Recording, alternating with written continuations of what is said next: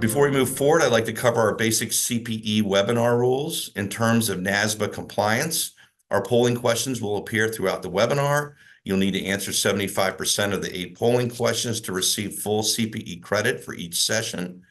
Any answer to a polling question, correct or incorrect, counts towards the 75%. Since you'll be muted during the entire session, please use the Q&A feature to submit your questions to the panelists. Please use the chat feature to communicate any technical issues. After the program, please complete the session survey using the link that we will send to you in the post-event email.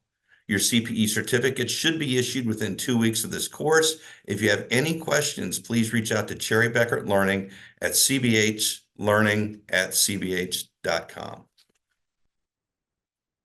Now I'd like to introduce our great team of sponsors and give them a quick chance to introduce themselves. First up, I'd like to introduce Evan Seward, Managing Director of our Cordia Resources practice. As you may know, Cordia Resources is one of the original founders of this series. Evan, you're up. Yeah, hey, good morning, everyone. If you're a regular for our yearly CP series, great to see you again. If this is your first year or first time with us, boy, are you in for a treat. If there's anyone I want to hear from when it comes to everything happening this year, gosh, it's Tim. As Grant mentioned, my name's Evan Seward. I'm a managing director here at Cordia Resources by Cherry Beckert. Cordia Resources provides staffing and recruiting solutions, including direct hire, temp, project staffing, as well as management consulting support focused on accounting, finance, HR, and IT verticals. We are qualified and skilled at all levels from C-suite all the way down to paraprofessional. And we're skilled at assisting all industries and really have capacity to operate across the US. We've always taken a lot of pride in our deep roots in accounting and finance, and we're thrilled to be part of Cherry Beckert's advisory practice. If your team or company is looking for recruiting and staffing support, don't hesitate to reach out. We're here to listen and we're here to help.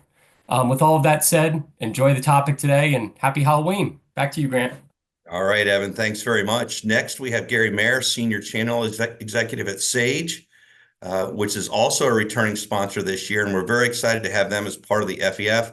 Unfortunately, Gary was not able to join us today, but I will say that Sage is a leader in finance, AI, and automation with a financial management solution that has helped over 30,000 businesses achieve higher performance by providing the automation, connected insights, and trust and control needed to increase impact and drive real results.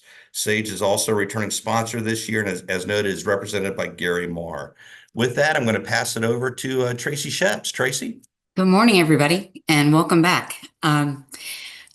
Talk a little bit about Cherry Beckert. We spoke with you a couple weeks ago with government contracting topics, and really looking forward to Ben Kane this morning. He probably is my favorite. Just tell you a little bit about Cherry Beckert.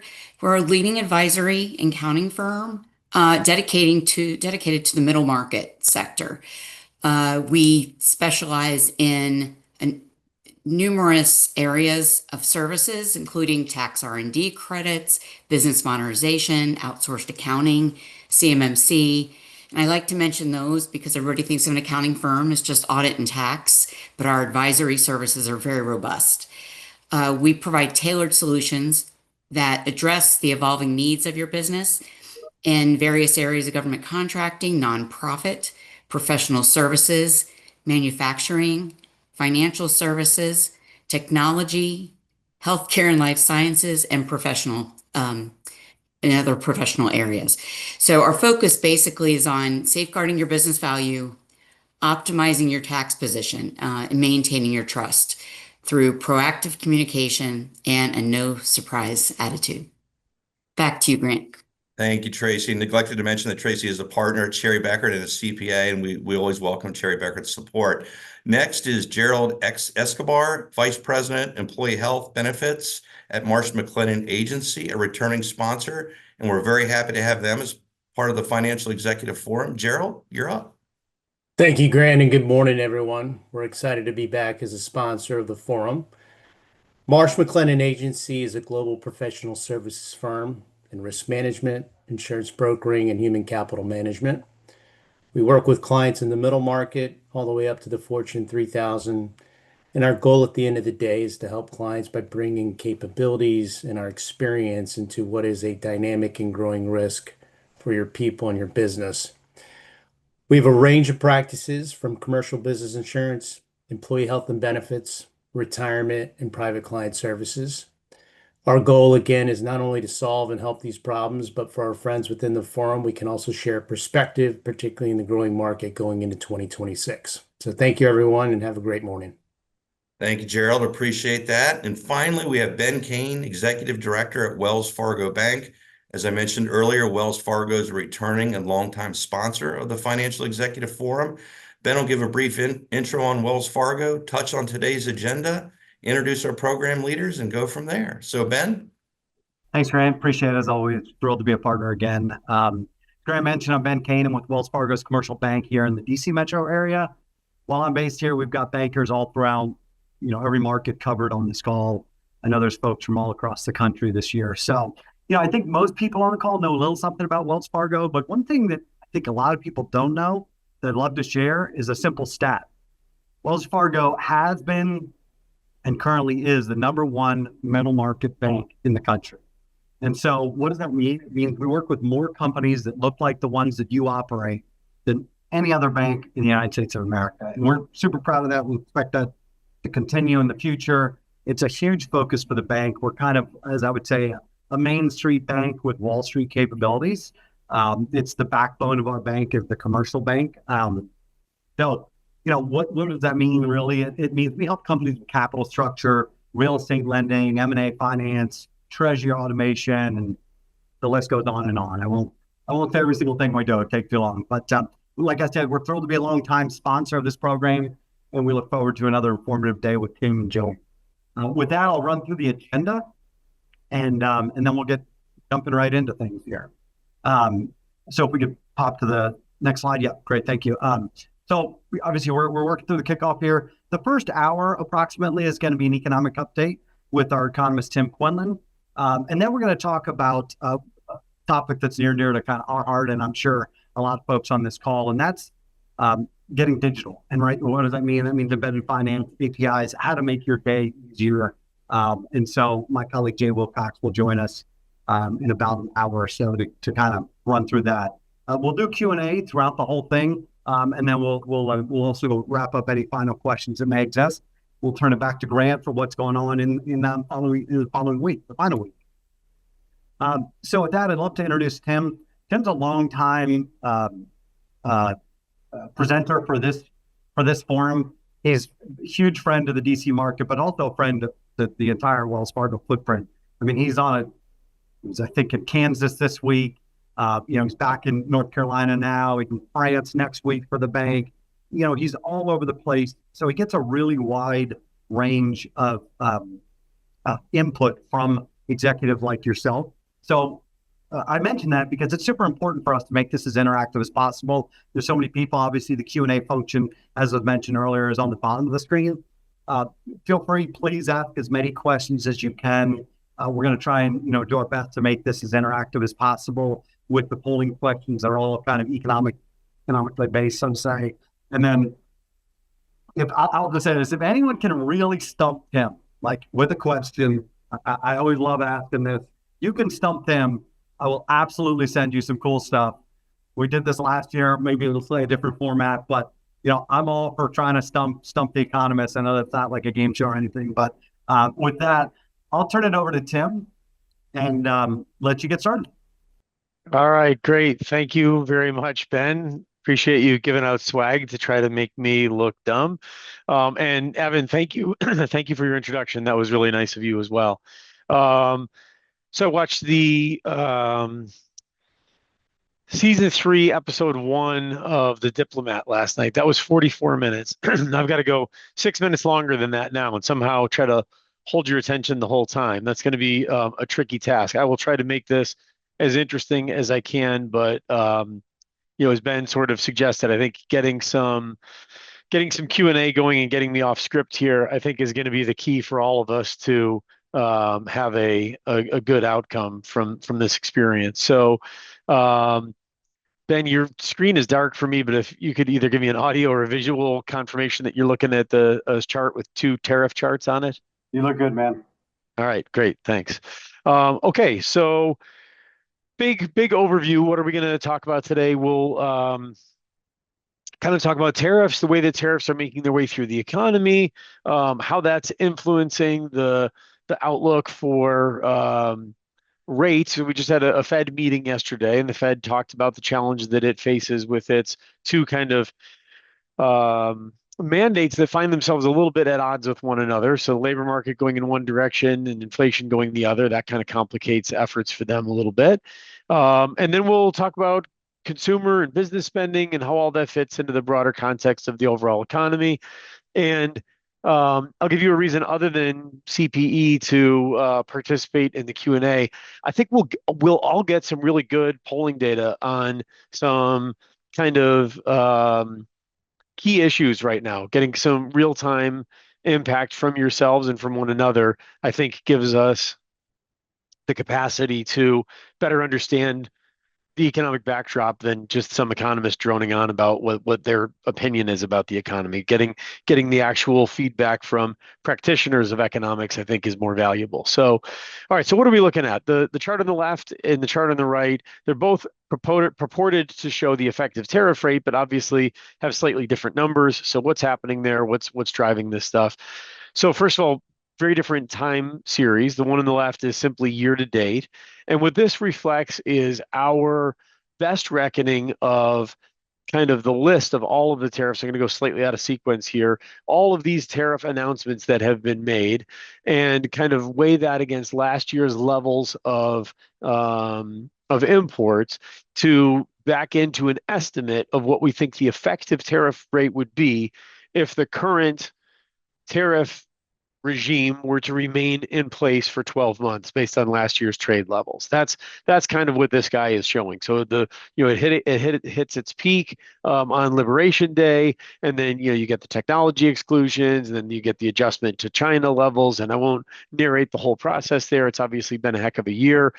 The point of that chart on the left-hand side is to say we are stoking uncertainty a little bit for businesses and introducing a lot of different variables. And I think a consistent piece of feedback that I have been getting all year long since this was first rolled out right up until yesterday is, look, I maybe I love tariffs, maybe I hate them, but please just pick something and stick with it, and I can run a business around it. What I have trouble running a business around is this whack-a-mole approach where we're, constantly changing and, finding a new exclusion and escalating on somebody else. Like, if we could just get some clear visibility on this, that would be pretty helpful. And remember this chart when we come back, when we talk about the inflation troubles that the Fed is dealing with, because one of the key dynamics that came up in yesterday's press conference with Jay Powell was the extent to which tariffs are transitory. And,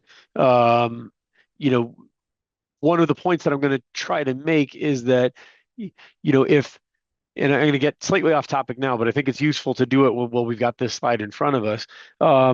There's this narrative that says, well, tariffs are kind of a one-off thing. If you on Liberation Day you put a 20% tariff into effect, by April 2nd of the following year, that ought to drop out of the calculation, and what's left is underlying inflation. So yes, tariffs might be inflationary, but only for a short period of time. And once you get to the anniversary date of their being put into effect, then it's no longer kind of driving inflation higher. And what I worry about with that a little bit is this variability throughout the course of the year. And this is not a thought that's unique to me. The Atlanta Fed President Raphael Bostic has raised this concern as well, more or less saying, to the extent that we're constantly adjusting the tariff rate, there is risk that price expectations become de-anchored among businesses. Basically, firms start to say, like, gosh, there's so much variability around this. If I'm going to run a long-term contract with somebody, if I'm going to put in a swimming pool for them or build a new warehouse for them or start a data center for them, I don't know exactly what my input costs are going to be in 6 months. And I got a 3.5 month pipeline of new business. By the time I get to that stage of their project, I'm going to need to put some buffers in place for my, just to protect my margin on these things. And then that has scope to make it not quite such a tidy pass off with inflation and not so much a one-off dynamic. Okay. The chart on the right, what's that showing? Similar concept here. By the way, the reason why that 11.3 doesn't match the 18% rate that we've got is because of that dynamic I described earlier, where ours is a theoretical if these were to remain in place for 12 months based on last year's import volumes. The chart on the right is actually through the month of August, what is the actual collected tariff revenue as a share of U.S. goods imports. So that is not a theoretical, but an actual effective tariff rate.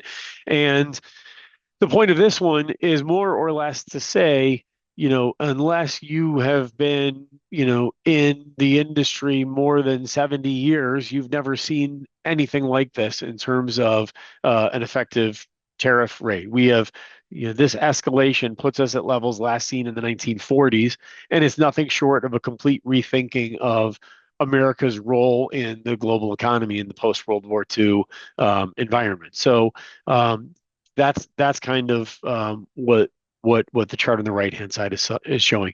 This is one I flashed up earlier. I'm not expecting people to kind of go line by line through this, but just understand that this is what underlies that effective tariff rate assumption. And there's in the appendix section of this, we've got all the notes and assumptions that we use around this. I'm not a trade lawyer. I'm not even a trade specialist. I'm just a half-witted economist trying to make sense of an ever-changing landscape, and nobody else is putting together this list, so we're doing it. I would love to be put out of work on this. I would love for the Office of the U.S. Trade Representative to take this over and post it on some government website, and we can get out of the business of doing it. But in the absence of that, I need some visibility on what the tariff environment is. So this is my level best guess at what that sort of looks like. So I mentioned earlier that the tariff environment introduces a degree of uncertainty. How do you really measure uncertainty? Well, it's kind of a nebulous thing, and I think it's a little bit bogus to try to do it. But in the absence of anything better, we look at this time series from Barker, Bloom, and Davis called the U.S. Economic Policy Uncertainty Index. And this goes back to pre-internet era and the days of print media, and it uses certain keywords that are sort of tied with uncertainty. It also tallies the number of tax statutes that are set to expire within 12 months. And it also tallies the range of forecasts that economists have for where they think that the economy is headed. And the more disagreement there is between me and all my nerd buddies, that's kind of an indication of uncertainty as well. And suffice to say, with this reading at 370, setting aside a moment during the initial rollout of the this is kind of April 2nd, Liberation Day. This is kind of the height of the COVID uncertainty. Setting aside those moments, we're about as high as we've been at any point in the last 15 years or so. And you'll have to take my word for it on this. Even if we backed it up into the 1980s, there's only one or two other times when uncertainty has been so high. Maybe, Ben, do you have a question? I see you've popped up there. Timely question. Just given the uncertainty, there's a question. How can you explain how tariffs actually work and who pays for them from kind of an economics perspective as opposed to the news media we all hear about? Yeah, absolutely. Thanks for keeping me honest, because I didn't notice that. I'm just kind of lost in my own yes. How does it work? It's an import tax. I know that the president doesn't like calling it a tax. I'm not trying to pick a fight with him, but mechanically that's absolutely what it is. The importer pays a duty on the incoming goods. Now let's try to make the best possible case of what the president is saying when he says it's not a tax. If an importer has to pay, let's just keep it simple and call it a 20% tariff. Perhaps that importer can extract some price concession from his overseas supplier. It's not going to be all of it. Nobody's operating at a 20% profit margin overseas, but maybe they say, "Hey, look, man, I'm going to still keep buying your stuff, but as you know, I'm subject to these tariff increases. So, can you work with me here a little bit?" And then that importer will call the wholesaler that he passes those products on to and say, hey, as you know, we've got these tariffs in place. And then the wholesaler is going to say, yeah, I hear you, man, but can you work with me a little bit here? I can't operate in a 20% world. And so maybe they absorb a little bit. And then at the retail level and the final merchant level, and at each step of the way along the production pipeline, if everyone takes a little bit of a concession, it's perhaps not reasonable to expect a 20% immediate increase in the cost of goods sold in the United States for some item just because it's subject to a 20% tariff coming in the door. But having said that, that's absolutely how it works. It is a tax. Not trying to pick a fight here, but it's this. Keep in mind that the same administration will say we've collected over $450 billion in revenue. Well, what is the source of any government revenue? It has to be a tax. I recognize that no one likes new taxes, but that's sure as hell what it is. I'm going to present all of this stuff today as politically neutral as I can, but I won't tell fairy tales to make people happy either. Okay, moving along. I did something with my screen, so I'll just try to keep a half eye over here. And when I see Ben pop up, I'll know that there's a question come up along the way. And thanks to whoever it was for breaking the ice. Right. So where did we leave off? So the real goods imports on the right-hand side. So real just means inflation adjusted, and goods imports is pretty obvious. And my point here is to say, look at the swing that you've got here with goods imports during the financial crisis. We went from, let's just ballpark it here, 170 billion to 120 billion, so maybe a $50 billion swing, from maybe 220 to 170 during the pandemic, so maybe 70 or so. And then holy smokes, look at what happened here between the pre and post Liberation Day announcements. So a disruption to trade that's as big as any of the two kind of seismic disruptions to economic activity over the last 20 years or so. So that's the reality of what's happened. But then when you look at kind of how it plays out in the economy, it's a little bit different. But I forgot, before we get to that, we got our first polling question. So this is one I can't wait to hear. So to what extent are tariffs impacting your business? Do you find it to be a difference to the positive, a difference to the negative, or no change? I think we had fiddled with this a little bit. We're going to say huge to the positive, huge to the negative, modestly positive, but we're simplifying here. You only get 3 to pick from, whatever's closest to you. So if it's whether it's a big or a modest difference, hosts and panelists cannot vote. Yeah, Tim, one other question while gathering that information, just maybe the brief answer on how much does the national debt keep you awake at night? The interest on the national debt, excuse me. Yes, the interest on the national debt is one of my biggest concerns. In fact, maybe that might be number one overall top total concern. So Ben, do you want to? I'm afraid if I motor ahead to the relevance, I know what I can do. I can cheat it a little bit. Give me a half a second here. Okay, great. Here's the answer. A difference to the positive. 5% of people say to the positive, 47% say to the negative, 40. So, 21 participants say it's better. The rest is split half and half. That's interesting. Okay, so let me try doing a little bit of a trick here. I can't make this presentation mode or else it's going to put it on the wrong screen and I'm going to mess it up. But I think you can get a general sense of what I'm trying to show. Ben, can you see that all right?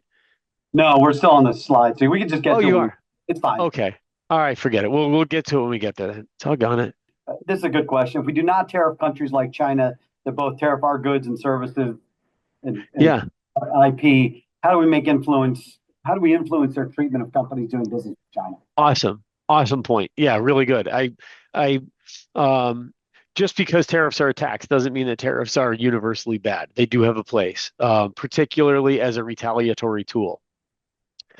If somebody else is tariffing our goods, we should tariff them back. I mean, that's pretty basic. If Europe wants to put big taxes on U.S. steel and U.S. automobiles, we ought to match it for them. And if they take it down, we ought to take it down and remove the barrier to trade. If China wants to dump completed solar panels in the United States for less than the cost of the raw materials used to make them, and they're basically using government subsidies to try to destroy an industry and completely take it over, we absolutely should tariff the snot out of any incoming goods that are, being produced that way. So I don't have any objection to tariffs being used in a defensive posture to bad actors globally, but to just, you know, because you don't like something about their domestic policy or as just a source to protect U.S. business. And I'm all for, allowing U.S. manufacturing to compete on fair footing, but, erecting huge barriers to trade just is, I'm old fashioned about this stuff, but that I don't think that that's the way to go. But yeah, absolutely nothing wrong with tit for tat retaliations against other bad actors out there for sure. Okay. I'm gonna slip you back over to this side so I can see my slides. Okay. Right. So what how do you make sense of what's happening in the economy then? So that's GDP on the left, and it contracted in the first quarter, then rose at above trend rate in the second quarter. Is it like the first quarter was bad, second quarter was good? It's hard to really make it quite so simple. So we use instead real final sales to private domestic purchasers on the right-hand side. It's a long, sophisticated sounding thing, but it's basically just GDP minus inventories and trade. And so you're kind of left there with underlying demand in the US economy. And that as, declined in 2 out of the past 3 quarters, picked up a little bit in the most recent one. I think effectively what this is saying is that, the economy's not exactly ripping along quite as smoothly as it was a year or so ago. That's certainly the case in the labor market, where job growth has slowed pretty sharply. This wasn't quite as obvious in the summer months when these numbers initially appeared to be stronger than they presently are. In light of recent revisions, turns out like the summer numbers weren't quite as strong as we first expected. And in fact, in the month of June, we actually had a modest decline there in overall payrolls. Now, I wouldn't say that we're at this moment of massive layoffs, although to follow the news cycle this week, you could be forgiven for thinking it feels like that a little bit, with Amazon and UPS both announcing layoffs that together number around 30,000. That's a lot of layoffs. But what the chart on the right is saying is that that's not yet broadly spread across the overall economy. Layoffs remain sort of historically low. What's really changed is that the hiring rate has come down to levels that we last saw around 2012, 2013 or so. It's even lower now than we saw during the low points during the pandemic. So the way to sort of think of this in simple terms is it's a no hire, no fire economy. My chief worry at this moment is that it's going to go from no hire to no hire, no fire to no hire, and maybe a bit more of these layoffs as we've seen. And the announcements this week are not yet reflected in. I'm sorry, I thought a different slide was coming up next, so I'm going to talk about the one we've got instead. So we're in the middle of a government shutdown, right? Today is actually day 30, I believe. And the longest on record was in Trump's first term in 2018, 2019. And that shutdown, the longest in US history, went 35 days. So that means by, I think, Tuesday of next week, if we don't have a deal, we will have broken the record. And this is the sort of record that you want to break. In the absence of data on the labor market from the Bureau of Labor Statistics, then what should we look at? How should we kind of think about things? So here's your monthly change in thousands. The blue line is the regular employment report. The red line is the ADP total employment, a private sector estimate. ADP processes payrolls for some, between a fifth and a fourth of all U.S. companies. So a really big chunk of the U.S. labor market. And as you can see here, when you overlay their numbers against the official jobs number, in any given month, you might be off a little bit, but on trend, it's a fairly decent indicator of where the overall economy is headed. I will say, I can't back this up with hard numbers data, but my impression is that the ADP data is actually closer to what the revised numbers end up looking like. So what tends to be the case is, like this summer, ADP payroll growth was really modest at a time when the official jobs numbers were really, really strong. And then the official jobs numbers got revised down. ADP's numbers didn't. It basically they had it right the first time. So I I think sometimes economists look kind of askance at the ADP data like it's not as good. Don't count me among them. I actually like the ADP payroll data. I think it's a pretty good indicator. And through September, there was a decline again, a 32,000 employee decline. It's not unheard of to see a decline in payrolls in the midst of expansion. You can see that happened here in 2013 or so. It happened in 2019. It happened in 2023, late 22, early 23. At any rate, doesn't mean that we're, headed for dark days or mass layoffs ahead, but this is the kind of thing that I think it bears noticing and paying attention to.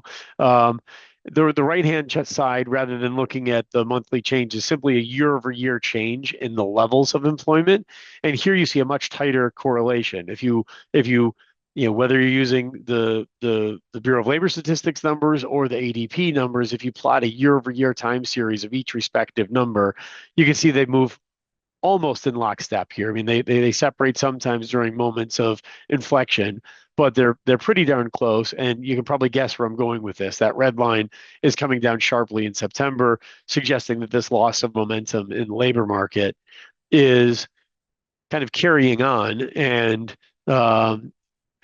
the worry that I have is that policymakers don't have real-time data on the labor market at a time, kind of a critical time for the labor market, when things are really starting to become unglued a little bit. And this is the chart I thought was coming up next a second ago. Those announcements that you saw this week with UPS and Amazon, and there are also some big firms in the banking sector saying that, well, they're not hiring, they're scaling back their pace of hiring.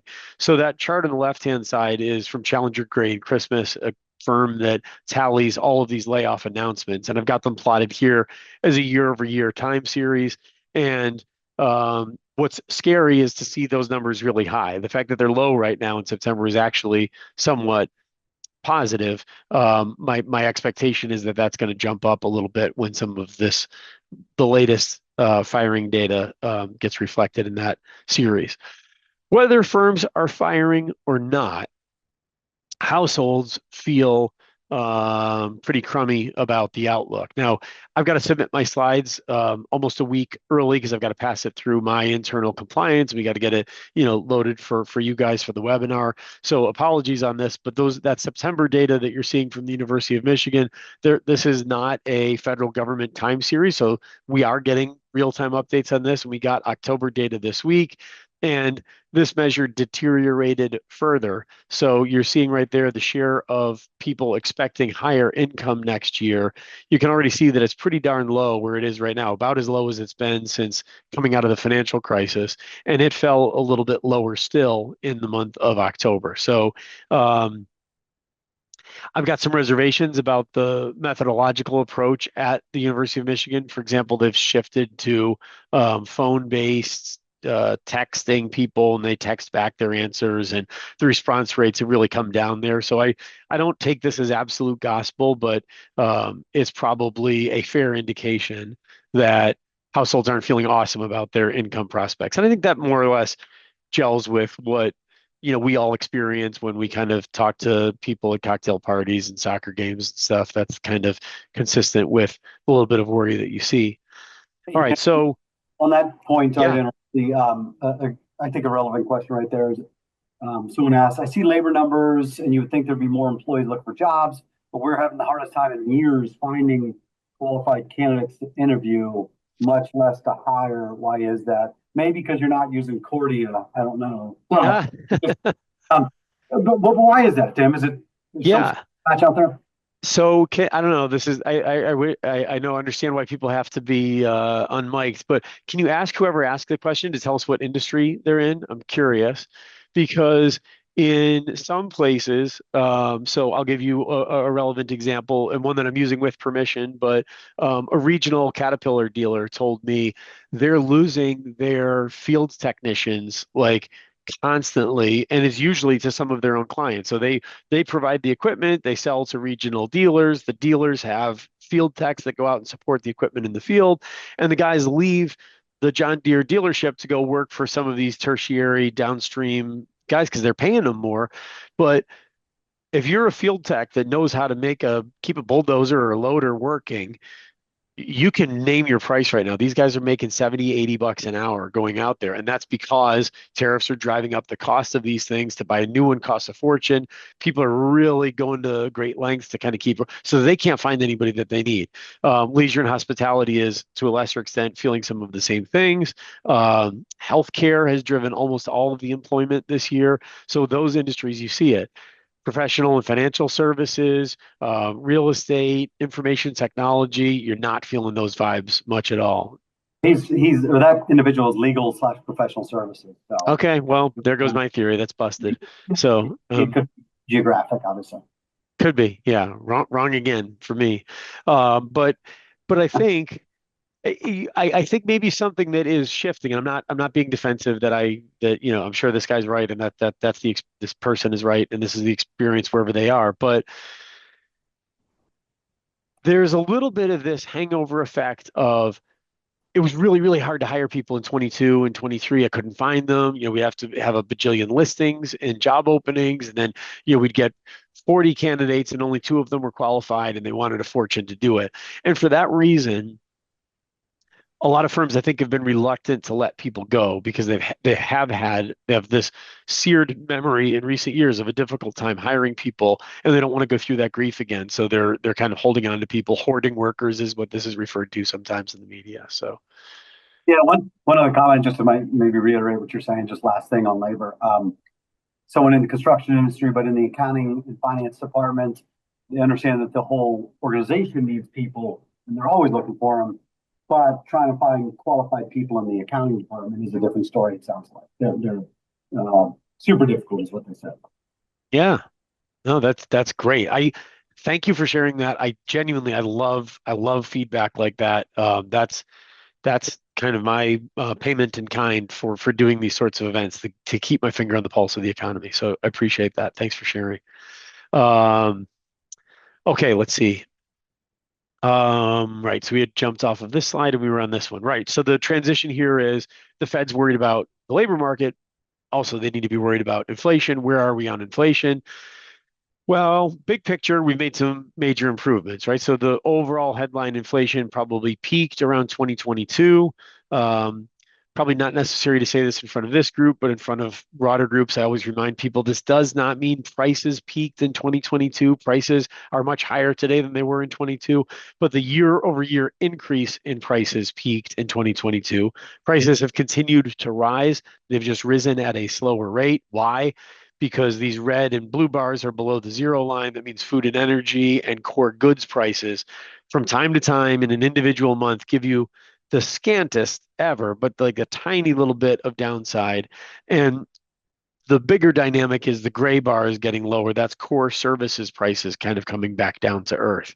And this is a little bit more pronounced in the consumer price index where you can see it a little bit better, but you're probably already ahead of me on this and seeing what I'm worried about. And that is in the last 4 or 5 months or so since we've begun to roll out the tariffs, you're seeing, admittedly at this point, only the most incremental, but you're seeing some positive knock-on effects from goods in overall inflation. So the worry there is how long does that upward pressure last? And this gets back to that thing that I brought up on the very first slide. Are tariffs a one-off dynamic that eventually pass through, or are tariffs the kind of thing that linger for a long time and create a little bit of a problem? Now, if you go around looking for trouble, you can find it. I'm admittedly cherry picking on some of this stuff, and I don't claim to be doing it neutrally. I'm trying to debunk the idea that tariffs don't have any pass-through effect on prices. And if you look at things where we're doing a lot of imports, audio equipment, women's dresses, photo equipment, some sports vehicles, certainly major appliances, these are some of the bigger drivers from an underlying perspective in the change from March until now. It's just being offset by egg prices coming down, sport events admissions. We're going to talk in a second about the consumer and how they're pulling back on discretionary services. So that's kind of bringing down prices in some of those areas. This is, rather than looking at it from March until now, just looking at a month over month increase in price for audio equipment on the left-hand side, household appliances on the right-hand side. And note that this increase right after the Liberation Day was the second largest on record. First largest on record was during the pandemic. Third largest was when washing machine tariffs went into place during Trump's first term. So that's one way that we can kind of keep a finger on the pulse of some of these things. And I think we're coming up to our next polling question after this one. But so where does this all leave the Fed?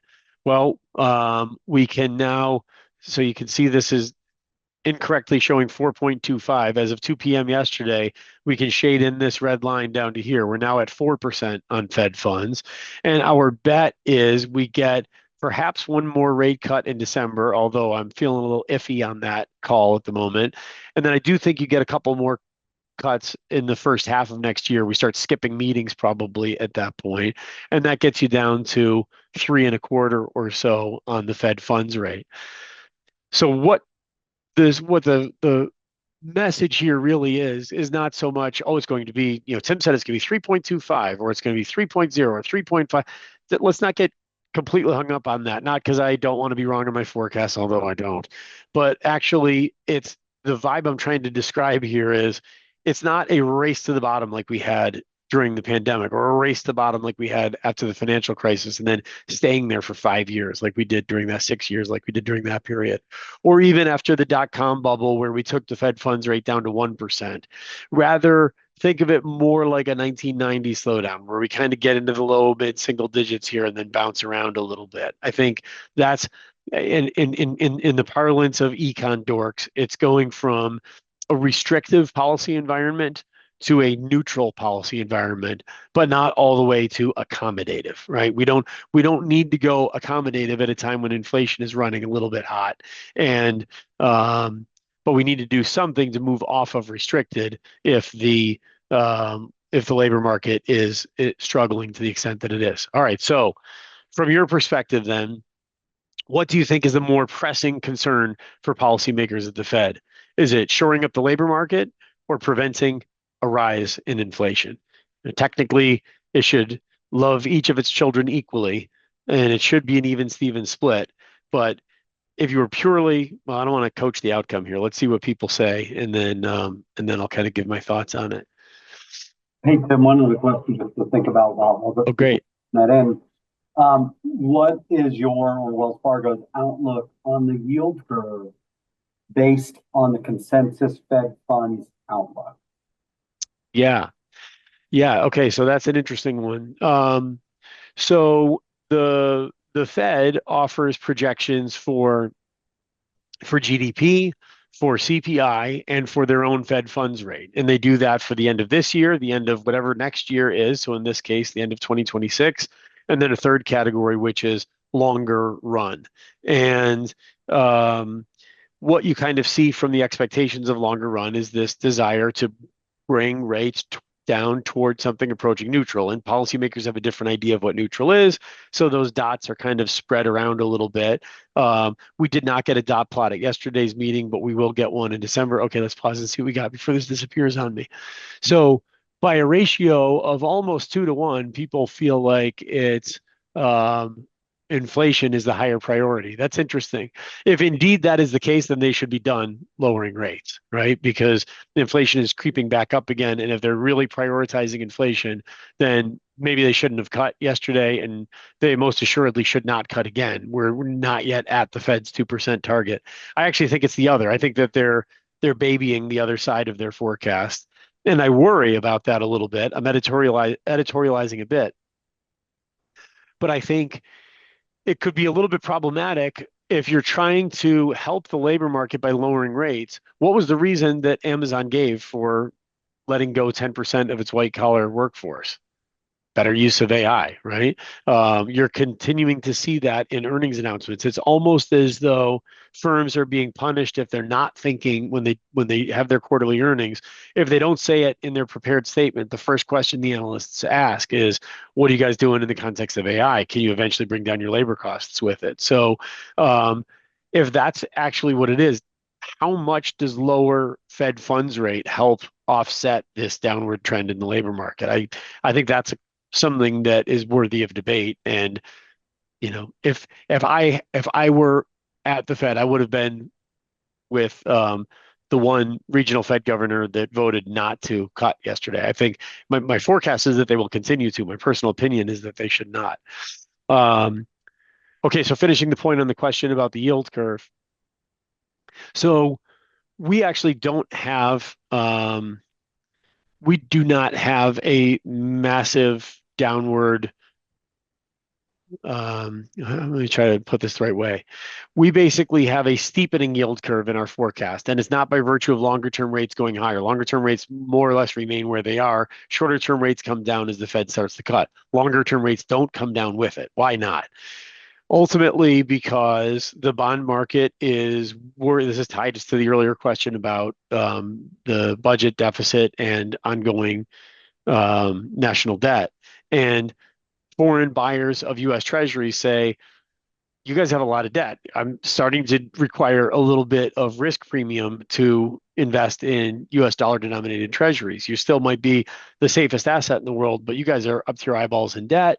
And it seems like you're kind of okay with above trend inflation. And if you continue to become comfortable with higher inflation, or if I, as a foreign investor, perceive that your president is successful in influencing your Federal Reserve into keeping rates lower, then a central bank that keeps rates too low for too long risks higher inflation. I need an inflation premium on that as well. So while Trump wants lower rates and his efforts to pressure and pillory and bludgeon the Fed to get lower rates at the short end might be successful, and he can over time stack the board of governors with his own nominees and try to lean on them to get the outcome that he wants, it may not achieve the outcome that he desires at the longer end of the curve as foreign investors begin to see those efforts as something that risks higher levels of inflation. So that's a around the barn way of saying I expect the yield curve to stay where it is at the long end and come down a little bit at the short end.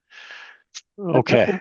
Like, we'll do the lightning round on this because I don't want to fill all your time, but I like making sure we answer all the questions. So you could give super abridged version of answer on what you just touched on. Should the Fed be engaging in more quantitative easing instead of rate reductions?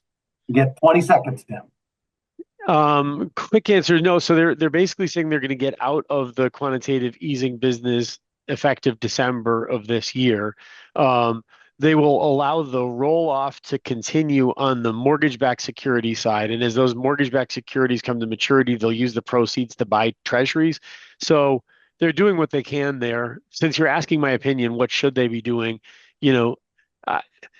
I recognize that they need to maintain liquidity and the short end and the repo market, and that all now depends on the ongoing, I'm not doing it in 20 seconds, the ongoing asset purchases, but I don't think that a central bank has any business buying the bonds of its federal government. That's just a philosophical thing, but I don't like it. I'm a market-based, hands-off kind of guy, and it seems squirrely to me to have a central bank buying the bonds of its own government. It just feels like you're taking money out of one pocket and putting it in the other. I'd rather our bond yields be determined by the open market without influence from central banks.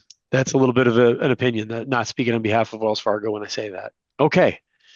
Hopefully I've not gotten myself in too much trouble. And for our friends out there wondering about financing costs and the national debt, here you go. And I've got plenty more in the appendix to expand on this.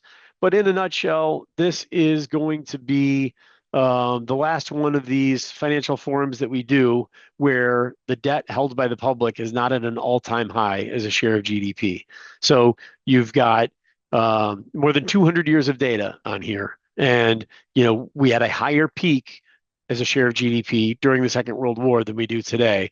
Within a year, we will exceed where we were then. And that's because we are continuing to run unfunded budget deficits to a degree that we should be ashamed about. This chart only goes back 20 years. If we took this thing back 50 years, you'd see that where we're hanging out right now, it might not look that bad compared to the Great Recession, but we're worse than we were in the recession that followed the 2001 downturn, and we're worse than we were in all the recessions of the 70s and 80s and 90s. So it's not a great place to be. It adds to the pile of debt, and it increases the financing cost for the federal government. All right, trying to stay somewhat close to on time. here's our outlook for consumer spending. Consumer spending has kind of hung in there reasonably well. In that same report that I described where we looked for evidence of tariffs, we tried to look for evidence of, strain in consumer spending and financial spending, household dynamics. And the chart on the left and the chart on the right are both showing you the exact same thing. I've got a short time series on the left so you can see the point a little bit more clearly. And then the chart on the right gives you kind of a long-term perspective on it. You've got consumer spending. You can divide it by goods and services. That's reasonably intuitive. Then within goods and services, you can split it again between discretionary and non-discretionary. The dark blue line is your discretionary, the things that I can have some say over, services spending. And that is really skating on thin ice right now. It's not below the zero line, but it's awfully darn close to it. And the chart on the right-hand side is showing you that anytime that it has broken through that zero line before has been a period where you've got one of these gray recession bars in the background. So it's typically something that you only see during recessions to see discretionary services retract. In this case, I don't think we're in recession. I just think it's more partly because of tariffs, partly because of sustained inflation over the last few years. Households are just looking at their spending each month and saying, what the hell are we doing? We are spending a fortune. We've got to dial this back. And, we can, there's some stuff we can't change. We can't change our rent. We can't change our mortgage payment. We can't change our, insurance payments, our, some of this stuff, our utilities, this is more or less set in place.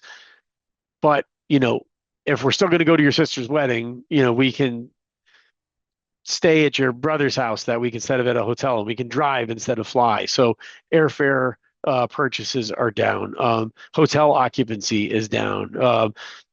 Not so much going out to eat. That feels like an affordable luxury that people are still doing.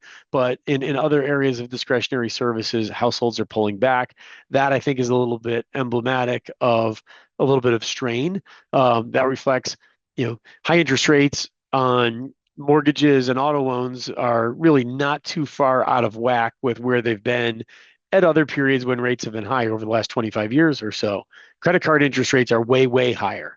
Part of that is because delinquency rates are high there. And, if credit card lenders are going to provide credit, this is basically what they can get away with. And maybe the premium that they need to sustain some of these higher delinquency rates. Now, overall household debt to income is low. This is disproportionately because of mortgages. If you just look at non-mortgage interest as a percent of disposable income, those payments are pretty high right now. Not all-time highs, but at the high end of the range. That means, in plain English, if you take just the interest part of a credit card payment, of a student loan payment, car loan, line of credit at the furniture store, anything that's not mortgage, that interest payment alone is commanding a larger share of people's overall disposable income than historically we would have seen. These are the delinquency rates referenced earlier. Student loans is because there was this moratorium for a couple of years, then it didn't show up on your record if you didn't pay it, and now all of a sudden we've got like this payback taking place. Don't freak out about that.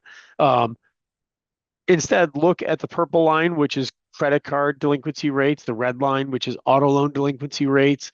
The glass half full way of looking at that is to say, yeah, we're actually incrementally down relative to where we were a year or so ago. The glass half empty is, yeah, but delinquency rates are about as high as we've seen since we were coming off the height of the financial crisis. Ultimately, I'm not absolutely panicked about this. It's just something that I watch and try to stay attentive to. If it starts to climb again, then I get more worried about some of these things. But wrapping up the point here on consumer spending, this is basically indexing all of these cycles that you see here in the legend from 1960 until now and indexing them from the prior cycle peak. And you can kind of just see how the consumer recovery goes. And this one is this blue line. It was a really sharp downturn during the pandemic. But for a moment, this was the strongest consumer recovery we'd ever seen. And that's kind of petered out to become a middling one. And by this stage of the game, we think it continues to sort of lose momentum. It's not going down, which would be recessionary. It's just consumer spending that is not continuing to expand at quite the same clip. So what's your read on this? When you look at the consumer sector, households are struggling to make ends meet. Do you see it as households are meeting expenses with some tension in the budget? Oh, sorry, it's a three options. One, households are struggling to make ends meet. Two, households are meeting expenses with some tension in the budget. Or three, absolutely no problem at all. Consumers are in great shape. I think some more people are answering that. Just a couple questions on the same topic. What's your perspective on mortgage rates in, call it 18 months from now? Okay. And the housing market as a whole and what that looks like as a result of mortgage rates, et cetera. So again, Yeah.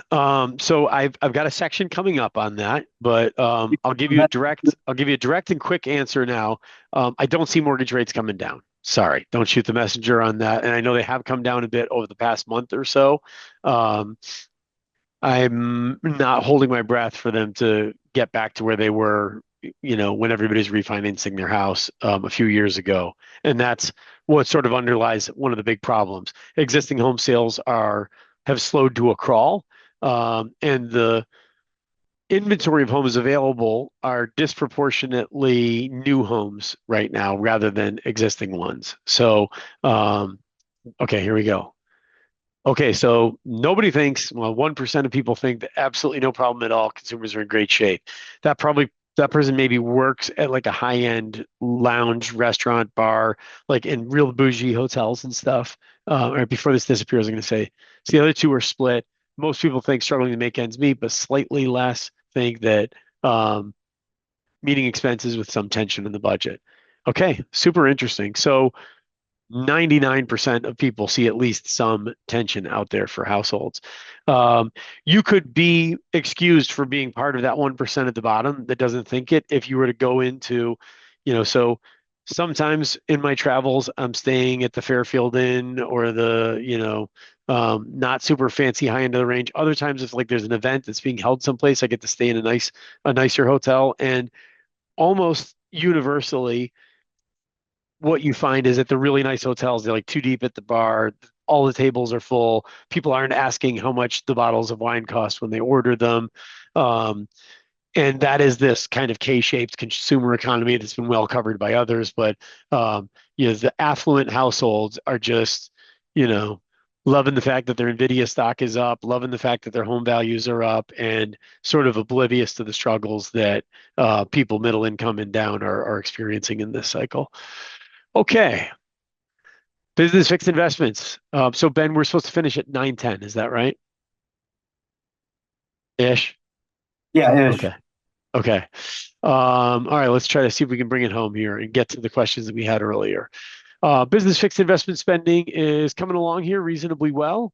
It actually looks pretty decent in the years ahead. It has a lot to do with what's happening in the tech space with the AI, and we'll kind of hit on some of that now. So, in the past, almost at this stage of the presentation, a guy in my shoes would have said, okay, let's talk about business fixed investment. Let's talk about factory orders and non-defense capital goods orders and orders intentions and what's happening with supply managers. And that's because more than 50 cents out of every dollar was spent on the tech sector.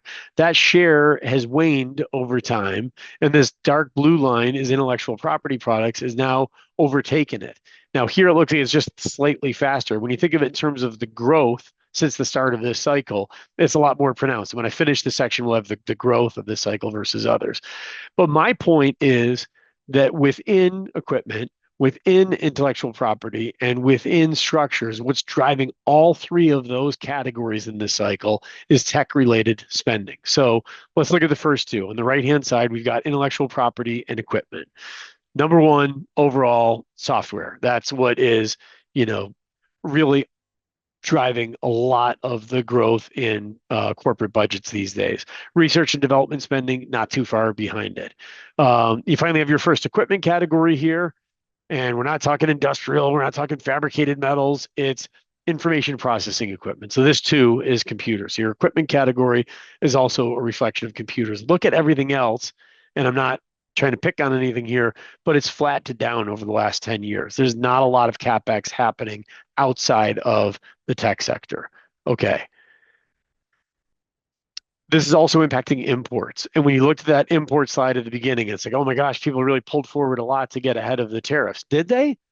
Or is the tariffs also, or is trade also being influenced by this tech dynamic? So the blue line here is just 5 categories: computers, computer accessories, telecommunications equipment, semiconductors, and electrical apparatus. Those 5 guys alone is what's growing 28% year over year. Literally everything else in terms of capital goods imports combined 1.1% growth. That's what's driving trade as well. It's this wool pulled over your eyes that all of the trade stuff is a function of what's happening with tariffs. Trade is almost entirely a function with what's happening with technology. And when you, okay, so we mentioned equipment and intellectual property before, but we didn't do the third category, which is structure. So now let's talk structures a little bit. And you're already cheating and looking at the legend. Computer and electronics products go from the last category, smallest overall in 2021, to literally bigger than everything else combined today. This is part of what's behind all these sky high valuations in the tech sector. I'm not saying that they're warranted, but this is part of the spending that's behind it. One other, I have a non-manufacturing construction item, that's data centers. For whatever reason, that's considered office space. I don't make the rules, I just play by them. So this purple line here is data centers, currently in third place. I suspect by next year, and this isn't a real adventurous forecast, I think it'll definitely be in second place overall.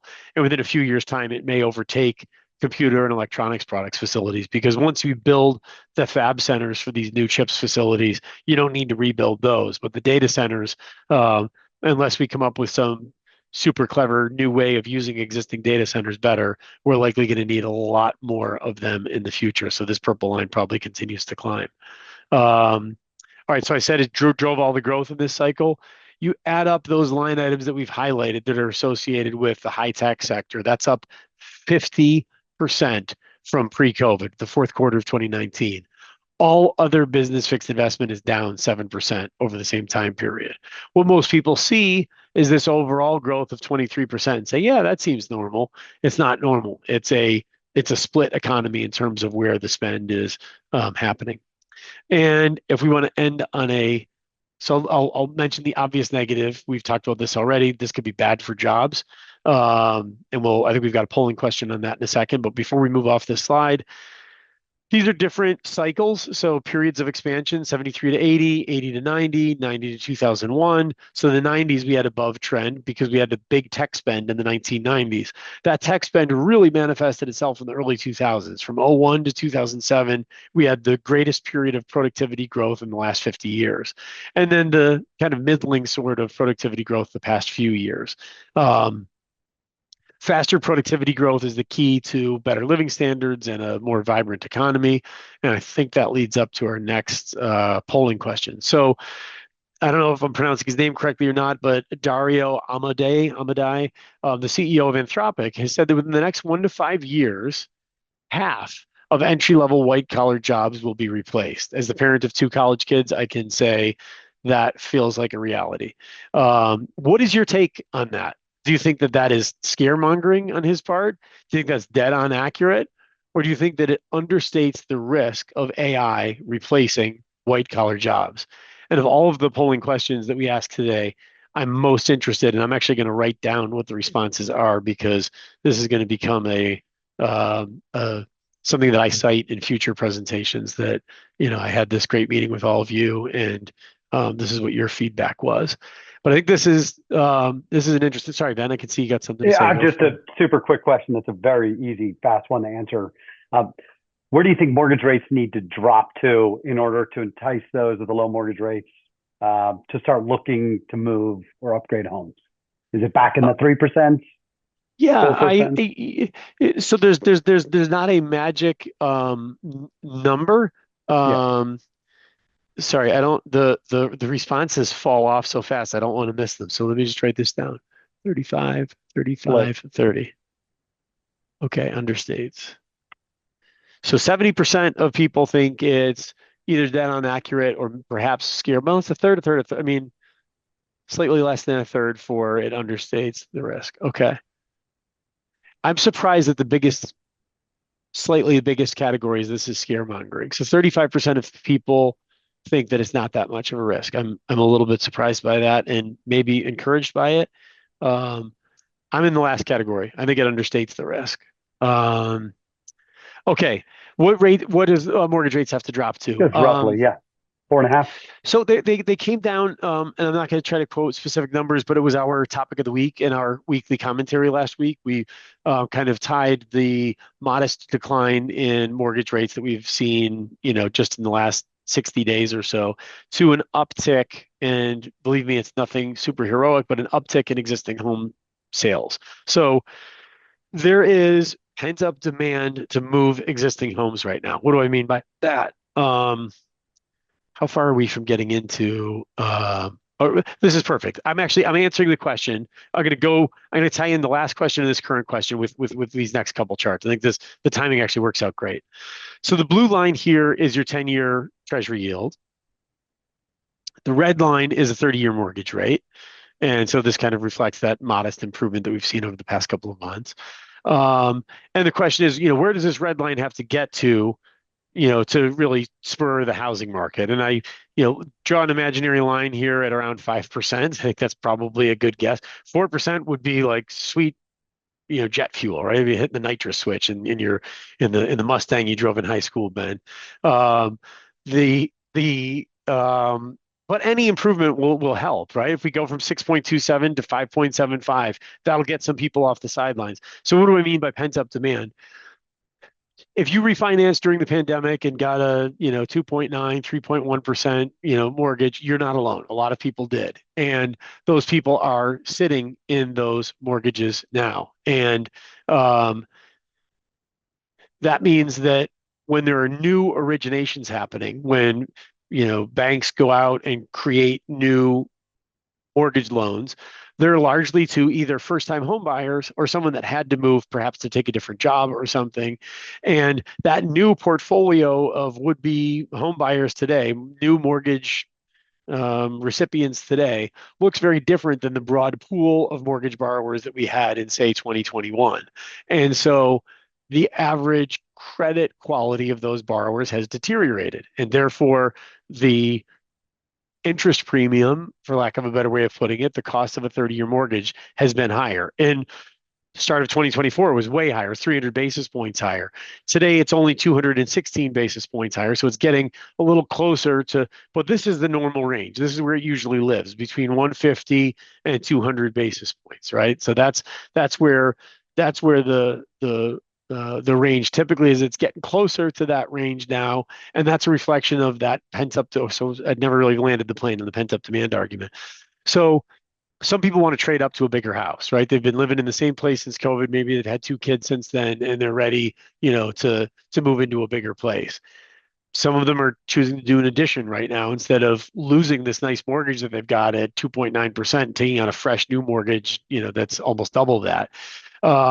But there's also people that, their last kid moved off to college, and as soon as the dog dies, we're selling this place and moving to Florida. And they can't do that until, they might still have a mortgage when they make that move. And so they can't do that until mortgage rates come down either. The fact that this is coming down is helpful. If it gets back down, so the only other thing of, what would make me more optimistic about 30-year mortgage rates, or in what scenario would I see that getting lower? Either, I'm going to go backwards a slide. Whoops. Either this can come down, the 10-year treasury yield can come down. I'm not holding my breath on that. I think if anything, that's poised to go slightly higher. Or the spread between a 30-year mortgage rate and a 10-year treasury bond comes down. That seems like a more plausible scenario, as people are like, well, the heck with it. I'm not waiting any longer. It's time to make the move. The more that happens, the more high credit quality borrowers come into the mix. And then when the banks go to sell their big portfolios of bonds as a mortgage-backed security to the market, they can perhaps do so at a somewhat lower interest rate because they've got higher credit quality in the portfolio. In the meantime, this is what existing home sales look like. They're moving at about the slowest clip that we've seen since the housing bubble burst. And that's the kind of penalty box we've been in for the last, 18 to 24 months. And I talked earlier about, the home inventory. This is homes available for sale in the mountains in the background here. So the blue is existing homes. The red is just that portion of inventory that's new homes. And then the purple line here is take the new homes and divide it by the total inventory, or what share of the total inventory of homes is new homes. In 2012, that figure was 5%. Today, that figure is 26.8. So new homes comprise a larger share of the market. But home builders don't feel good. They don't feel as bad as they did during the financial crisis, but they feel about as bad as they did during the pandemic. So not great. But when we look at our forecast for housing starts, it's not really all that downbeat. Probably next year is the low watermark for housing starts, and then things pick up a little bit. Where do home prices themselves go? I don't know of anybody that does a particularly good job of forecasting home prices. It's also a very localized game. But throughout this post-pandemic recovery, it's been all over the place. I mean, initially, home prices across the board just soared, particularly in places that are nice to live. When you can work from anywhere, why not work from a nice place? That really drove up home prices in, secondary home markets, places in the mountains, places at the beach, places near ski resorts, all of that stuff grew much faster than. And then this high mortgage rate environment has made it a bit of a more bumpy road more recently. I'll bottom line it. Here's my last slide.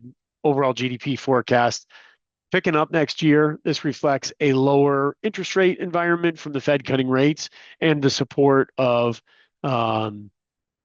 fiscal policy, because you've got the big beautiful bill act kind of helping to drive economic activity next year. It may not be good for the budget. It may add to the budget deficit, but it also does add to GDP in the short run. So I think that concludes my formal remarks here, Ben. I might have overshot the landing a tiny bit on time. No, we you're did all a good good. job of fielding questions as we went, I think. So Yeah, absolutely. We didn't get to quite all of them, but we will absolutely. I'll do my best to circle back to everybody that asked a question. I do appreciate the just so many questions, almost too many. That's the hardest part, is not getting all the questions. So appreciate everyone's commentary. Tim and his colleagues are in market all the time, certainly in DC and other markets. If you've got a banker in your market with Wells Fargo and want to see Tim in person at a breakfast or whatever your market might be doing, feel free to reach out to your person. There's a polling question up. Just a curious question here. What's your preferred AI platform? There's a lot of something else's, so I realize that's a very broad question, but always just curious to see what people answer there. If you're in the DC market, we partner with Cordia and Sherry Beckman frequently on in-person economic events. So feel free to ping me an email. I'll make sure to get you on the list. It's ben.kane@wellsfargo.com. Happy to have you out in person. We'll probably do one in Q1, hopefully with Tim. So we'll wait to see this pop up. But Tim, really appreciate the time. Excellent as always. Tons of data, not surprising, and just thrilled that you could join us. So appreciate that. While everyone's finished up the polling questions, I'd love to jump to our next topic, which is let's get digital APIs, embedded finance, et cetera, all the things that can help your processes go a little quicker, better. We've got Jay Wilcox, who was nice enough to get up very early in the morning from the West Coast. Hopefully had a cup of coffee. Jay is a senior digital product specialist at Wells Fargo. She's got a really robust background in digital and technology solutions, been with the bank a long time. She excels at packaging industry-leading solutions to address firms' most complex needs. She's got a really great ability to simplify complex concepts, especially for me. It's hard for me to understand things, so she does a great job of that. And then convey that in a way that's easy to translate capabilities into meaningful outcomes for our customers. Tons of positive energy, and we'd love to keep the same thing going. As questions arise, please feel free to ask them. We're going to do our best to make sure Jay can get to all of them. But with that, I will stop talking, Jay, and chime in as questions arise. But floor is yours. Thanks for joining us. All right. Well, thanks so much. Tim is a very hard act to follow. So I could have listened to that for the rest of the day. We are going to take a hard right, though. And let's talk about digital. So when I when I say let's get digital, I always have Olivia Newton-John's "Let's Get Physical" kind of playing through my head, but I just swap out digital. So if you need to sing along this morning, let's do that. We're going to talk about banking automation. And I am going to do a deep dive on APIs and embedded finance. If you don't know what that means, don't worry, we're going to get there. But before we get started, I'm not going to bore you with the agenda. We're going to keep moving. I wanted to talk about just the fact that as you are thinking about automation, there's a lot of different steps in the journey. And so please ask questions. Please chime in. But just to get you thinking about this, kind of the way we think about it is the first, when you start thinking about like, okay, maybe there's a better way to do the way we've been doing our, like getting our banking information. The first thing we think about is digitization. Probably should have had more coffee, but anyway, it's a big word. And the thing with going digital is just how do you get away from paper? So do you have checks in your environment? Are you processing paper invoices? Is there paper anywhere in the way you're doing business? And could you bring that into a digital system? Could you kind of move away from like physically moving paper from point A to point B? So that's the first thing we look at. And then after you're using a system of some kind, then we can start thinking about automation. So I know there was some talk about AI. I expect there to be questions about AI. It's such a large part of the conversation in society. So automation is really going to be, how do we let our systems do the work that people used to do? So is there any way you could set up maybe automatic approvals in your system? Can you use a system to do three-way matching on your POs? Just any way to reduce the amount of human intervention that's required in any of your financial processes. Moving from automation to integration, that's another spot, right? That's where you're having systems talk to each other and share information across. So that's actually the majority of what we'll talk about for the time that we have, but just like getting information between systems. Working capital is another one that you can look at. That's just how to make the most out of your cash. Not a topic for today, but something we could always revisit at another time. And then fraud controls. Fraud controls are going to be, how do you make sure that when you are making payments, you are paying the right person, the right amount at the right time? I feel like in banking, we talk a lot about fraudsters. We have a lot of tests within our systems to make sure we're not processing emails that aren't valid. So I know that this is a topic for everyone, and we've really ramped up our fraud controls too. I think most banks are doing this, but anyway, just things to think about as you are considering how to employ automation across your financial processes. And none of this is unique to Wells Fargo. And the stuff that I will talk about today isn't unique to Wells Fargo. It may highlight some of our specific solutions, but they're available at other banks as well. All right, so some common challenges that you might face as you're considering connectivity. So the first one is, maybe you have old systems, maybe they've been around for a long time. They might have security vulnerabilities. So, working on standard connections, we have some of those available, but, if you can connect your system to your banking system, there's obviously there's security included in that, and that can just make it a safer place. You might also be able to reduce the technology needs just based on the options you have to do that. Visibility and control, I know that's huge for you all, to be able to see your financial data, to have a look at all of your balances. Here at Wells Fargo, we work with a lot of large companies who are banking across multiple financial institutions, and the ability to get all of your financial data in one place can be tricky. So, can you have a single consolidated view of all of your accounts? It's possible. So, how can you reduce your number of logins and, just make your life easier, right?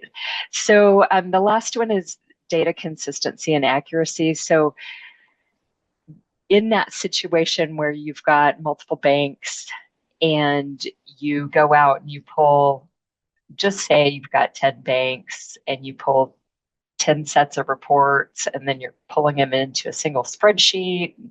Maybe you've got some formulas in there. I mean, I'm not perfect all the time. You may be, but I'm not.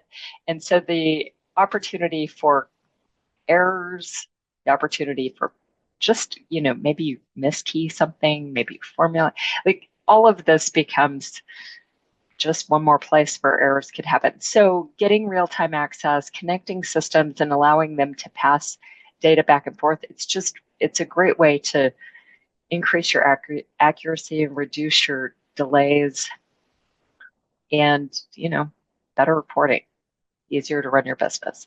So this slide is specific to Wells Fargo, but it's also not specific to Wells Fargo. So ways that you might be able to mitigate some of those connectivity challenges. I've kind of talked about them along the way, but one thing that we do talk about still is sending files back and forth.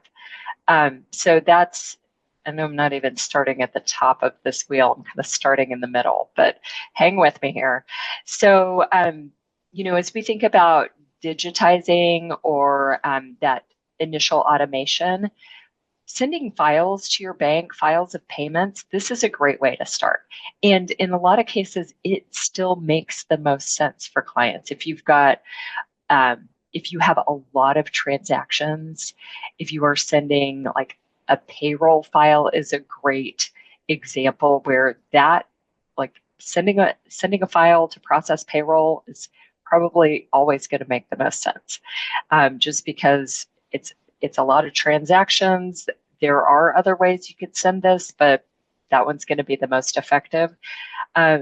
We talk to a lot of clients where they're sending payments that are a bunch of different payment types, and so that the files can be they can make the most sense there.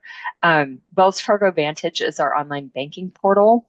All banks have a banking portal. You have one in your personal life. We have one for our commercial customers. So this is another way that you can automate some stuff. You can get access to your balances. You can do your reporting there.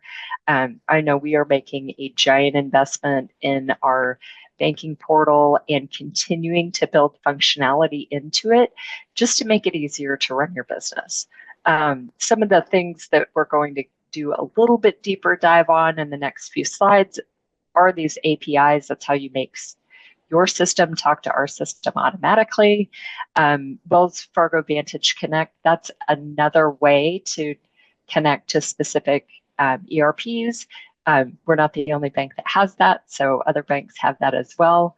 And then other things like reporting and single sign-on, that's how you can log in from your own network into your banking platform. So these are things that are just overall designed to make your life better. Like that's our whole goal, is to make your reporting, all the financial stuff you need to do to run your business from your bank, like from the banking side, make it easier for you to do that work so you can get back to your other job, because we know sending financial transactions isn't the only thing you do every day. All right, it looks like this slide has a build on it. So when it comes to connecting to your financial institutions, I think the thing that I want you to walk away with is to know that there are multiple options.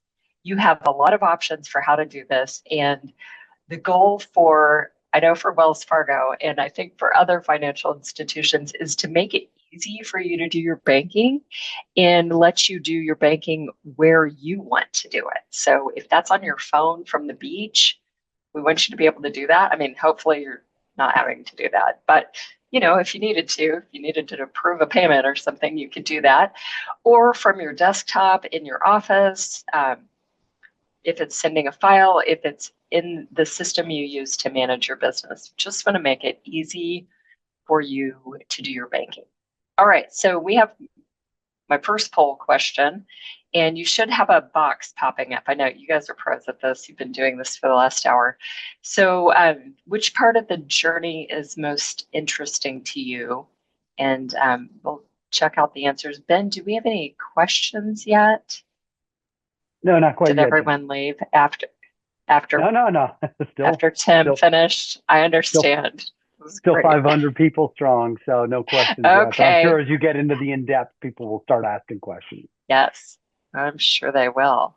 Okay, I'm going to just keep going here. So next up, we are going to dive into APIs, or application programming interfaces. So let's see. I don't know how much longer we have on the poll. I kind of want to. I think it's just probably another few seconds. It's normally up for about a minute Okay. or so. So Okay. All right. there you go. Okay, automation. Okay, automation's the big part. Okay, well, this is APIs and embedded. These are going to start to touch on automation. I did mention that automation can be file transfers, and I'm not going to cover any of that today, but just keep it in mind that that's always an option for you. And sometimes what we see, and I'll keep talking about this as we talk about APIs, but when we look at automation, it's a combination of solutions to help, just to help support your individual business needs. Okay, so when it comes to APIs, this is really just connecting two systems together. So I think about it as maybe you have a system that you are using to run your business. Maybe it's something called an ERP, an enterprise resource planning system. It might be a treasury management workstation. It could be something in between. But it is connecting that system to your bank, and then allowing, and we're talking about banking, but there's actually APIs out in the world everywhere. I've got an example on the next slide that has nothing to do with banking, but the thing that I would say is it's just connecting two systems together and allowing them to share information. So this next slide is an example. I think by now we've all taken some kind of a ride share. And when you get in the ride, you enter in the rideshare app, you enter your location, and then you see a map. Well, the rideshare app, it doesn't contain a map. They're going out, they're grabbing that map data from Google, bringing it back in, and that's an API. That's one example of an API. So the map doesn't, or the rideshare app doesn't contain a map. It's not. It's just going out, it's grabbing the map from Google and bringing it into its system. So I feel like that's a really easy example to understand. And if you're wondering, why are you talking about rideshare apps? We're here to talk about banking. So here's an example of what this looks like for banking. So you are in your own ERP, your accounting system, and then you have a connection through this API. You have a connection to your bank. And then from there, I can click this. I noticed this last night. This has a spelling error in it. So you can get your balances or your balances. You can click this button, and then your balance information comes in, and you are able to see it within your ERP system. So this is great, right? You don't have to pause. You don't have to go log into your banking portal. You can just, right from the system that you're working in every day, you can see information. Now, a lot of banks have APIs. We've got a large suite of them. We have if you're banking with Wells Fargo, you could connect your system. You can see your balances, you can see your transactions, you can make payments. And then that transaction detail that's coming back in, you can then go on to automate your reconciliation. I mean, just think about the data flowing back in. So, and APIs, they're basically real time. Obviously, there's probably a little bit of delay. And then depending on the information you're pulling, there might be a longer delay. But in most cases, this all happens in seconds. It's kind of like when you're in the rideshare app and you see the map update, like it's happening because the API calls that are happening, I call it the automagically happening in the background. They're going back and forth, and you're able to set the cadence of those. So real-time data showing up, allowing you to make decisions as you're doing your business activities. So I think really cool there. Hey, Jay, one question that just arose. Yeah. I'm trying to paraphrase it. How does a company that's, not massive, not like Amazon or something, like Sure. how does a middle market company create the API? That their tech support, or these things already out there that they Sure. can grab somehow? Yeah, really great question. So generally, like I'll talk about Wells Fargo because that's the bank that I know best. But we have a developer portal where we have published the code and documentation for our API endpoints. And so then your IT team would do the coding between your system and our system. So it's all documented out there. It's on a public site. We can definitely share it. We can share that if that's interesting to you. All banks have this. They have some sort of developer portal where they're providing information. The next solution that I'm going to talk about is one that requires less coding. So I think I've got a couple more slides, but there are some solutions that we and other banks are pursuing to reduce the technical load for our clients. So just to make it even easier for you. I am going to, we'll look at, I know I talked a little bit about batch and APIs, so I'll just wrap up this section by saying there are cases where each one of these makes sense. And it really does come down to what your business case is, what is your pain point, what are you working to solve? So APIs are, they are like you're sending one instruction at a time. So if you're sending 500 payments, you're going to send 500 messages through your API.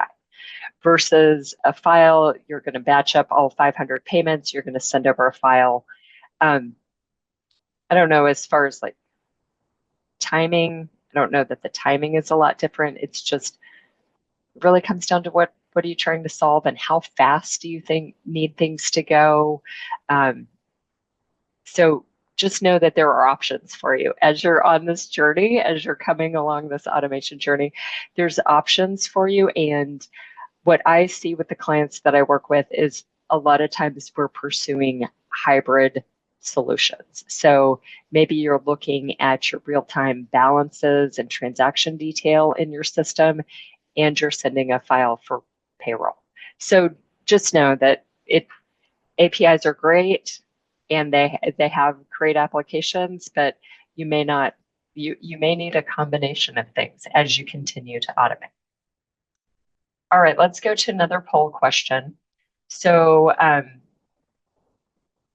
yep, I just saw it pop up. So find that and answer. I'm just curious when it comes to payments in your environment, what makes the most sense here. And I would say that, again, each business is unique, and there are cases where each one of these makes sense. I know you all did ask about automation, so I'm guessing we're not going to have a lot of manual entry, but you may. Hey, Jay, one other thing, you touched on this, kind of a follow-up to the API comment or question we just asked. There like, so there's other, like, Sage is a great example. Sage Intact, which is one of the other Sure. sponsors of this event. Like they, Oh, yeah. that's built like between us and them and other Right. banks, as you've said, Yeah. have other arrangements where it may actually be on the ERP's end. Is that correct? Right. Where the It company is wouldn't on have to do as much work. They wouldn't need the tech Correct. resources. Yeah. Yeah. Gotcha. Okay, thanks. Yeah. Okay. And these answers, actually, the answers that you all submitted, I think these make sense. And this is what we see too, is that the majority of payments are going through batch files. And then we are having greater adoption with APIs. Cash, manual entry, paper checks, we're phasing those out. And it makes sense. Like, I think all of that tracks with what we're seeing and the way just the world is evolving, right? So I did have some slides on to show what this could look like in your system with an API, but because of the questions that have come in and because what Ben just asked, I'm going to just jump ahead to the next section. So basically, because your IT team would be doing the coding, and they're able to customize this and have the APIs deliver data where it makes sense in your system. So a lot of flexibility, a lot more control when it comes to the API solutions. Now, when it comes to, can I skip this, Paul? Do I need to have 4? Yeah, we can go back to it in another 15 minutes or something. It can pop up without your screen. Okay, great. All right, so embedded finance. So I'm going to talk about our Vantage Connect product, but other banks have this same product. And basically what it does is it allows connection to, in our case, you can see in this middle compatibility section, we are connecting to a specific set of ERPs. But as Ben described, the connection between the ERP and Wells Fargo has already been pre-coded. So you don't need your IT team you don't have to spin up an IT project. You don't have any coding going on because we've already pre-coded the connection. So this begins to be much like downloading an app into your ERP.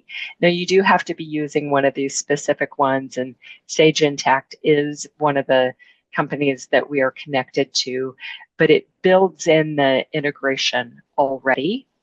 And I think this is great for clients that maybe you don't have a big IT team, maybe you're a smaller shop, maybe you have a really busy IT team. They're busy doing other things.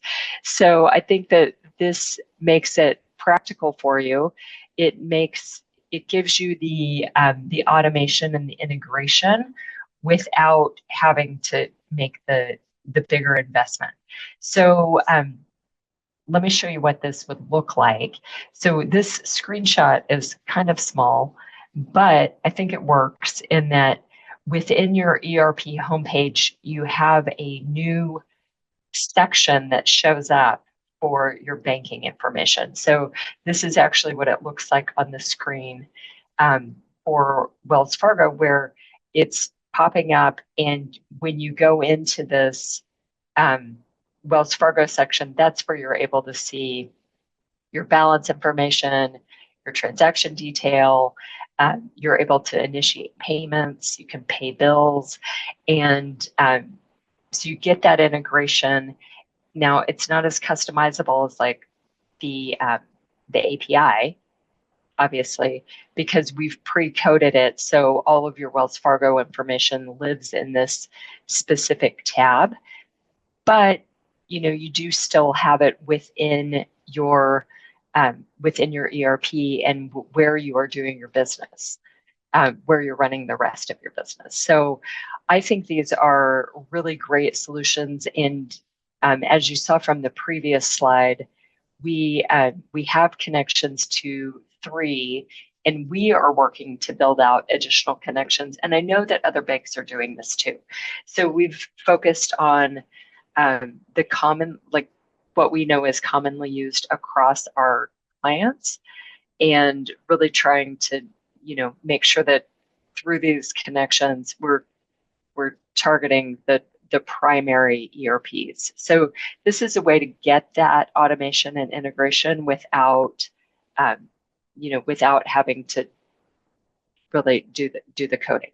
Okay. Any questions on this? Any more to add, or Yeah, I think the only other any thing more to just inquire about? yeah, the only other question was like just around how quickly like is the API set up or implementation? Is that like super fast, or is it like in Yeah. general? And I know it's different for every Oh, yeah. ERP and whatnot, Sure. and every bank. It is different for every ERP, every bank. Here's a view of how you would make your payments. So you can see your bills showing up, and then you'd be able to select them and pay. So then it's like you're reading my mind and you know what's coming up next. So this is obviously a sample timeline, and it is going to be different for every bank and for every company. But when it comes to the direct API integration, this is generally it's an IT project. So you need to have IT resources. You need to have IT resources that know how to code.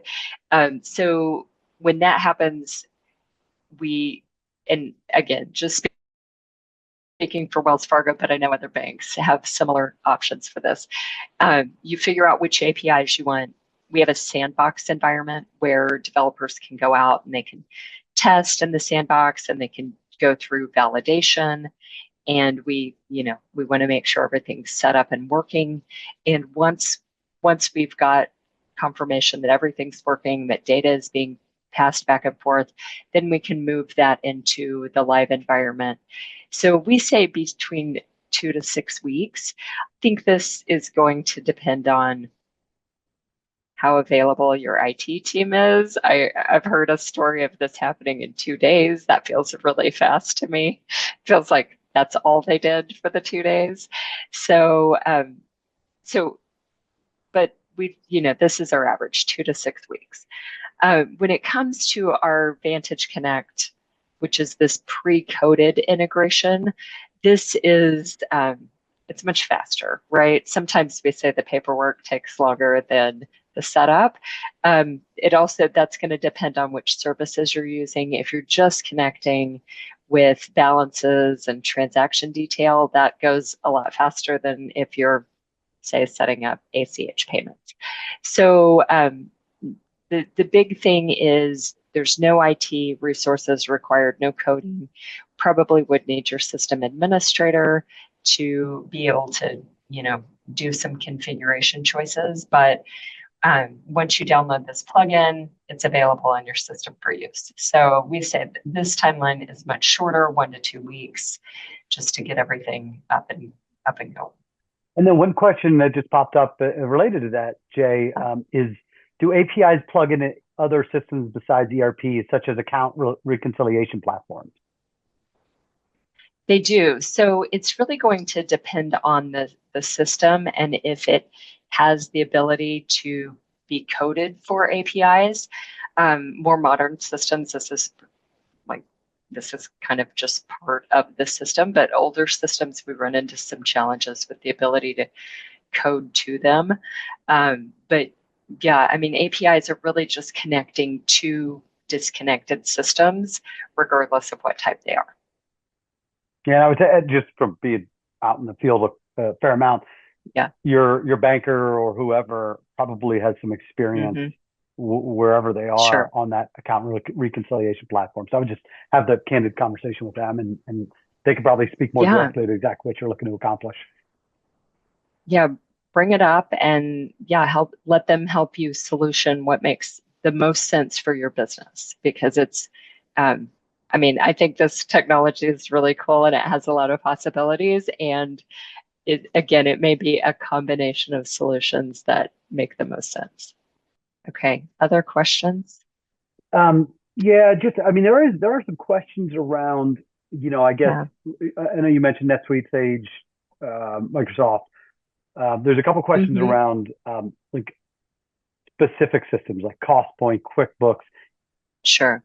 Do you think, maybe is a better broad way to ask it, do you think that the number of Right. pre-built APIs are just going to continue to expand to QuickBooks, to CostPoint, et cetera, et cetera, et cetera?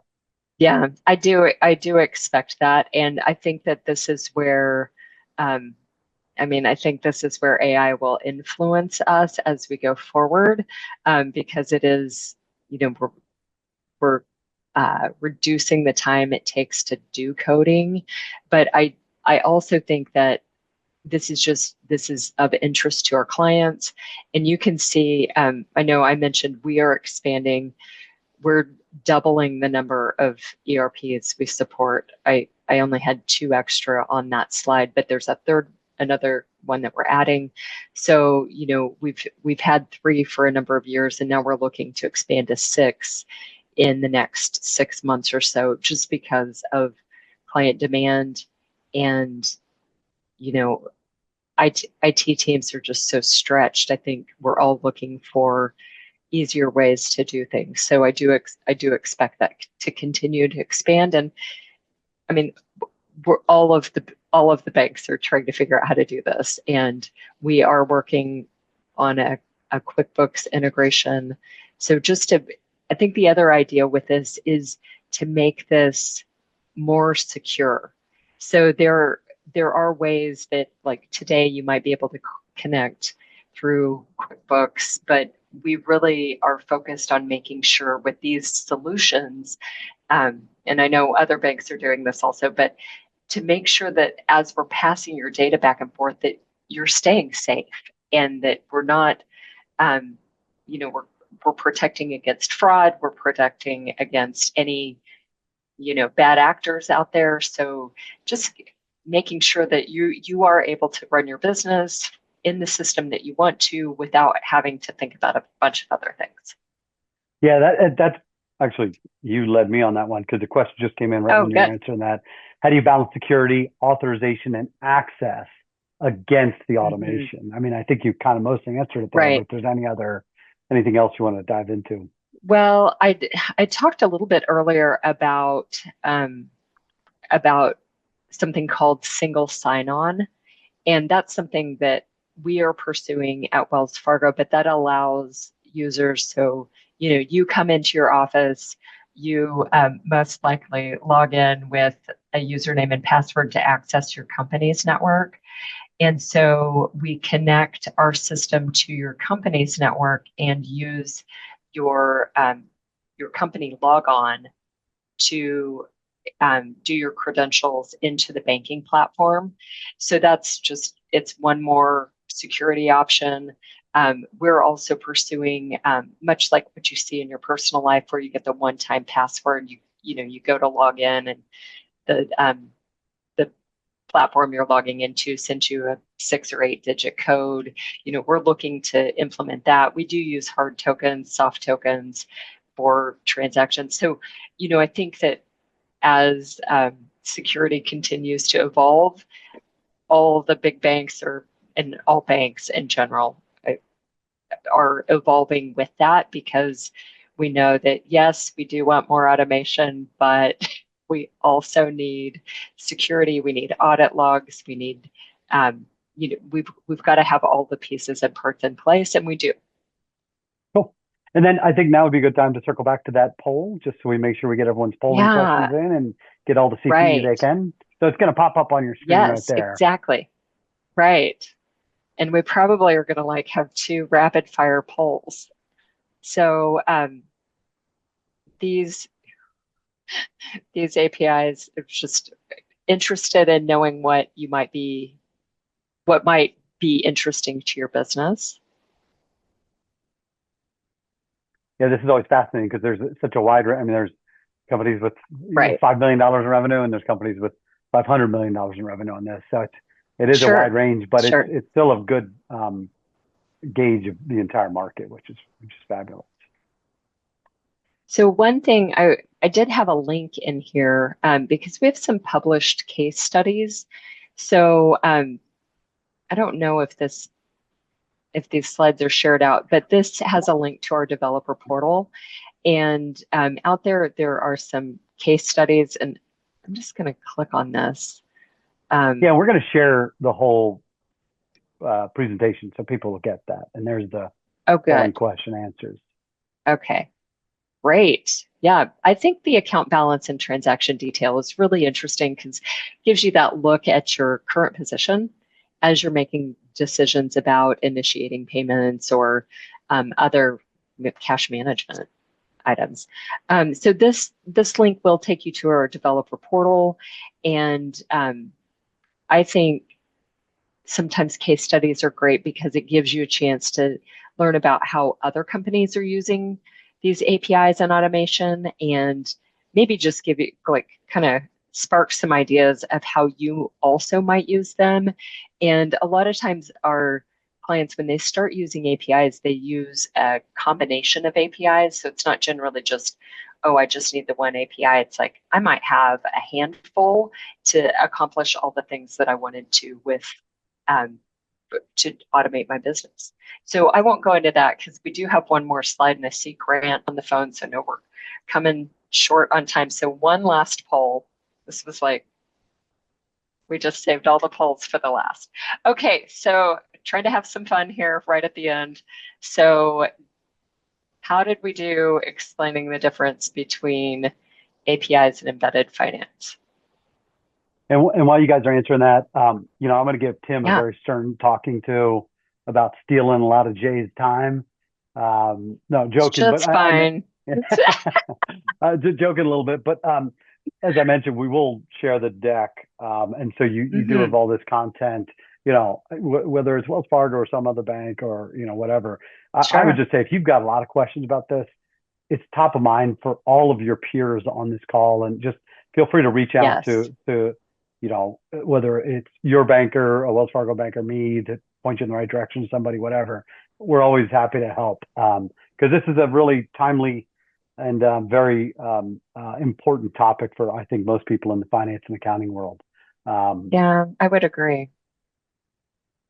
And I mean, I know all banks are investing in this. They're looking at different solutions. So there's a lot of interest internal to banking as well. Great. This is right where I wanted you. Enough to be dangerous, enough information to ask great questions to your financial institution partners. Jay, thank you so much. This has been fabulous. And we will, as I said, share the content. If you've got very specific questions, we're happy to answer them, or like we said, reach out to whoever your banker is. But this is fabulous. Thank you so much. I know we barely scratched the surface on all the things that are out there, but we did. Yeah. And really appreciate you getting up at way too early, 4:30 or 5 or whatever. All good. Yep. No, happy to be here. Great to be here. Always love sharing this kind of information. And one last comment. People love the tree. I got a couple comments on it. So behind you. Oh, good. The Halloween tree. Yeah. So with that, That's great. Wells Fargo will wrap up. Appreciate everyone taking their time. Grant, I'll pass it back over to you. Thank you all so much. Thank you, Jay. Just tremendous. We really enjoyed it. Thank you so much. Very topical as usual. Ben, thanks for the moderation today. Just great all the way around. And of course, Tim Quinlan, who's an annual with us, and he does join us in the spring in person as well. So we really appreciate everyone and the informative presentation today from Wells Fargo Bank. We'd also like to thank our exceptional marketing support team at Cherry Beckert, including Leah Gearhart, Eunice Arias, and Aaron Riley for preparing and running today's event and every week of this series. Next week is actually the final week. It's hard to believe we're on week 6 coming up. It's flown by. We'll be joined by the Cordia Resources by Cherry Beckert team with Nat Jones, who will be leading our CFO roundtable. So finally, I'd like to thank again all of our sponsors for their support of the FEF series, especially Wells Fargo, Jay, Tim, and Ben today. Really appreciate the program today. Thanks very much. Thanks, everyone. We look forward to seeing you next week. Take care.